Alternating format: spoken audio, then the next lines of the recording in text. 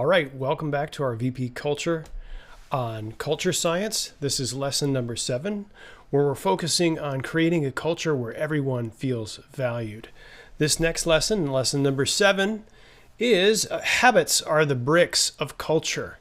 And what we mean by that is that each little habit that you make is a set of behavior that will make up the larger set of behavior, which is your culture.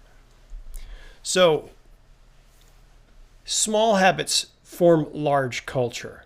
We're going to be drawing on the work of Charles Duhigg and his book about the power of habits. And as I mentioned, every single behavior, set of behaviors, either how to run a machine, how to treat your people, when we do this, when we meet together as teams, how do we handle conflict? All of these are scripted behaviors that you have within your mind, like muscle memory, that you roll out when something happens. So each small behavior makes up how you do work and how you do culture. So here we have a guy doing a task that he does every day, and watch all the different habits that he has when he gets going here. He's actually doing some flares and some tricks, but he can move so fast, he can even flip his utensils in the air and catch them again. So he's got all of these moves into muscle memory and how to make these sandwiches so fast that, look at this, he just has it almost to an art form, that he's fun to watch, that he can get this done so fast. So the thing to look at here is making a sandwich. Watch him flip his knife around. Scary. But he's got this going so fast that everything he does is in muscle memory. And everything he does, he can do without even thinking. And he does it fast and quickly. And so we're not talking about just work, but every aspect of all the bits that come together that make culture as well. All right, so each bit of habit that we do creates the whole. And there are also things called cornerstone habits. Again, according to Charles Duhigg, these cornerstone habits are the habits that are sort of the birthplace of other smaller habits. So think about it. Going to the gym is not just going to the gym is a cornerstone habit that gets you to exercise on this weight machine, gets you to do your cardio, gets you to do other healthy things, gets you to meet other people that you could network with. All of these things are coming from the cornerstone habit. So let's talk about cornerstone habits and what they might look like. So there's the 18-minute rule, or the 100 hours a year rule, that if you just spend 18 minutes a day at practicing something like guitar, you're going to be better than 95% of the population at doing that one particular task. So a cornerstone habit is taking time out regularly to do something so that you can become better at it, because it becomes part of your muscle memory. So here's a habit that you don't think, reading a book. Well, that's a habit that's unimportant. Well, actually, the average CEO reads about 1 book a week.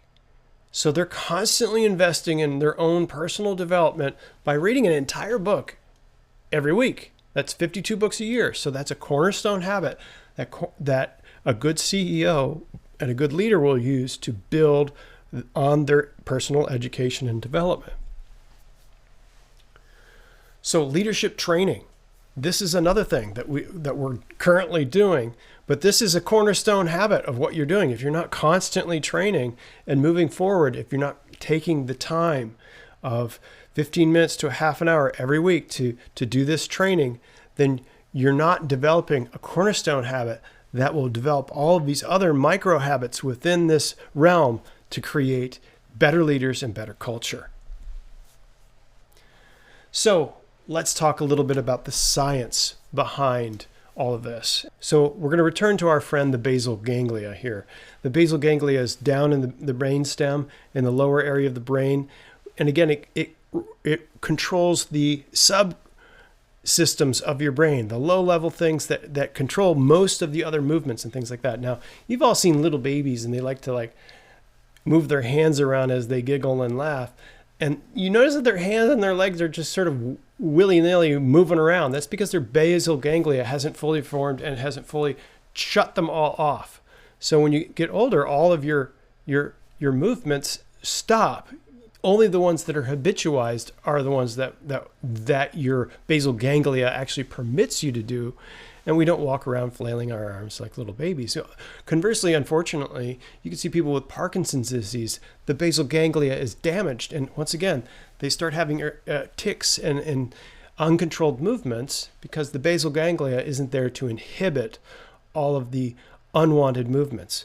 But as we mature, we could do things like this young man. He's learning to ride a bike. The basal ganglia learns and permits a behavior that isn't probably instinctual for us to do. We're normally walking, but you can see he's not quite great at it yet.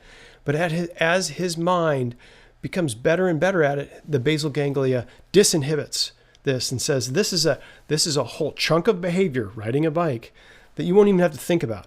So what it does is it puts things into a different part of the brain and sort of encapsulates it in a set of behaviors, a chunk of behaviors that you don't even have to think about anymore. We call that muscle memory. We just do it. You don't have to think about riding a bike, tying your shoes, brushing your teeth.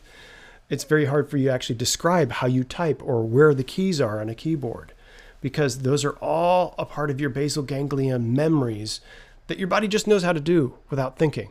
So that's what we want to do. We want to make this automatic for you so that when you encounter something, it'll just happen. So how do we make this magic of habits happen? Well, it can take several weeks to develop. And how do we develop it? Well, there's 3 parts, according to Duhigg, that we have to follow. There's the trigger. So there's something that triggers your behavior. Like when you wake up in the morning, you usually have a routine. And if you go to visit somebody's house, you say, well, I'm a little bit off my routine, so I couldn't do my exercise routine. I'm a little bit off because I was traveling. And all of these things make a difference so that you can't do the normal procedures that you usually do. So it's very important that we have a trigger, that we know that when I first sit down at work, I always do this. When it's time for a break, I do this. All of these things are what we call triggers or a cue to do that chunk of behavior that we call the routine. Okay. So what are we doing in the routine?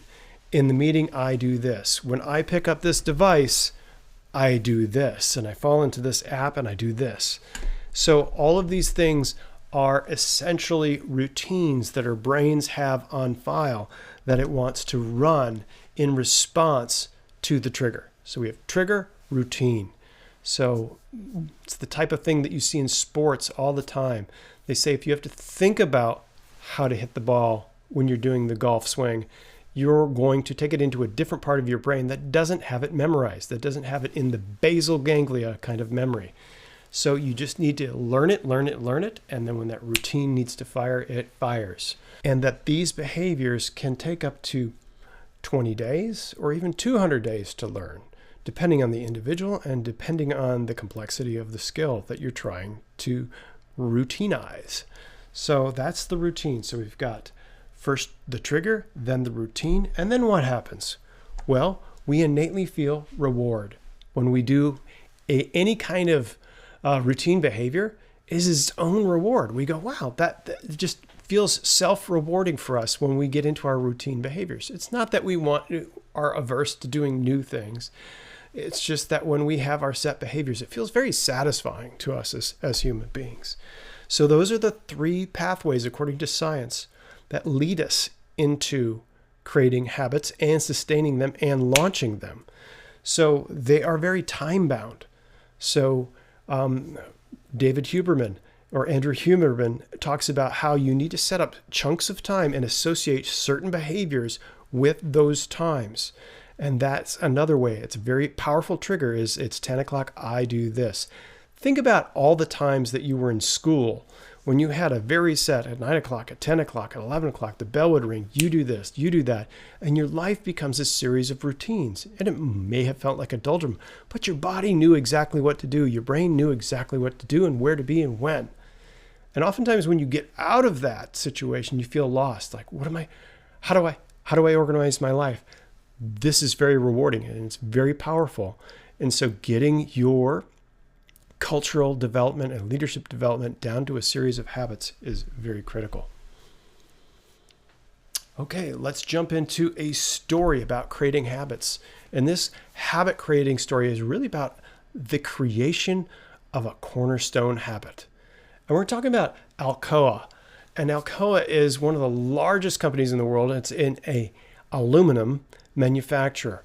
And they had this big shareholders meeting out in Manhattan where they invited everyone into this big downtown venue.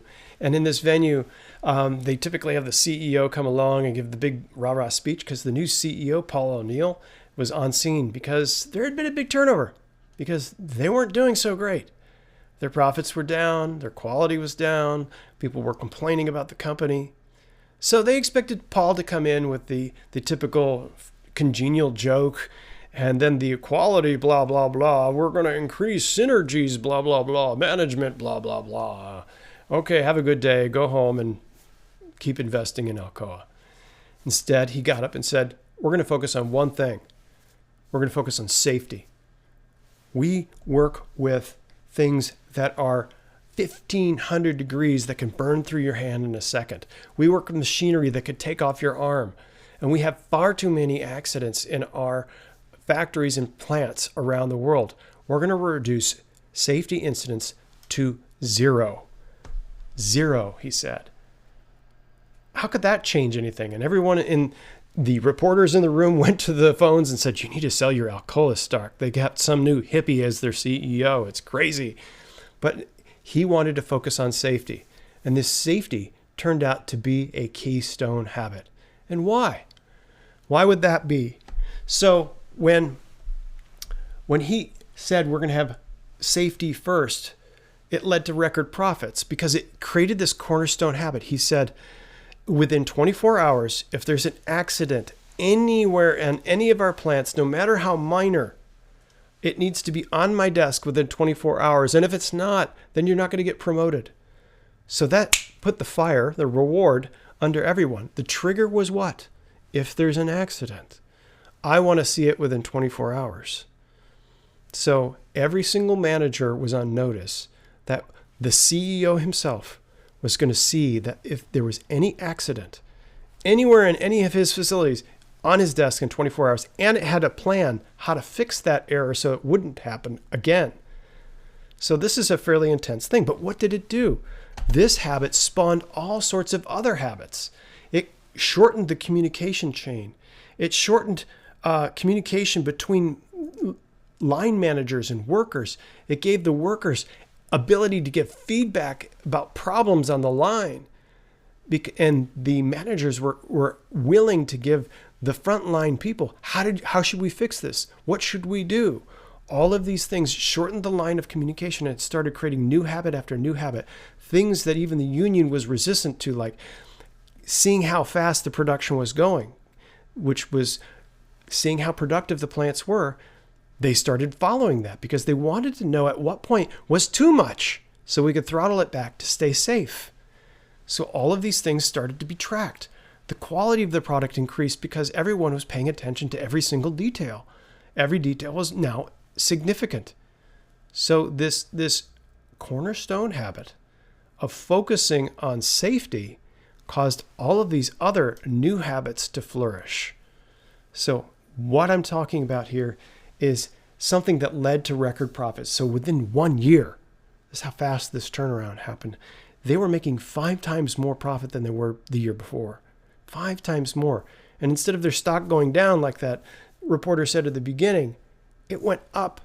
And they have $27 billion in stock price increase in just a year.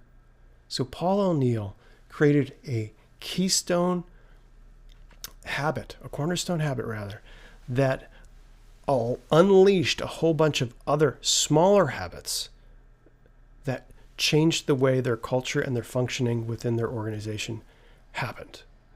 So like valuing people is a cornerstone habit that can cause all of this to happen. Okay, so now we're going to focus on group questions. Group question number 1. Discuss one of the hardest skills you've learned in your life. What did it take? Question number 2. What are some habits that people do at work that define their days? What are the time-based habits that define your days? So discuss that question. And discussion question number 4. What are some of the potential cornerstone habits that could generate other good habits within your organization? Discuss this question. Okay, so that brings us to the end of Habits Are the Bricks of Culture, lesson number 7. And in this lesson, we learned about cornerstone habits, habits that create other habits. We discussed how habits are the small pieces of learned behaviors that make up the larger picture of your entire culture. So they're very significant. That we need to learn these materials to be able to get them into our habit memories so that they play out within our organizations when they are triggered. So we had that threefold process of trigger, chunked behavior that we called routines, and then reward. It's very rewarding to work out these habits. And then we learned about the story of Alcoa and how they increased their profits by establishing cornerstone key habits, and how the basal ganglia is involved in habit making. So that's lesson number 7.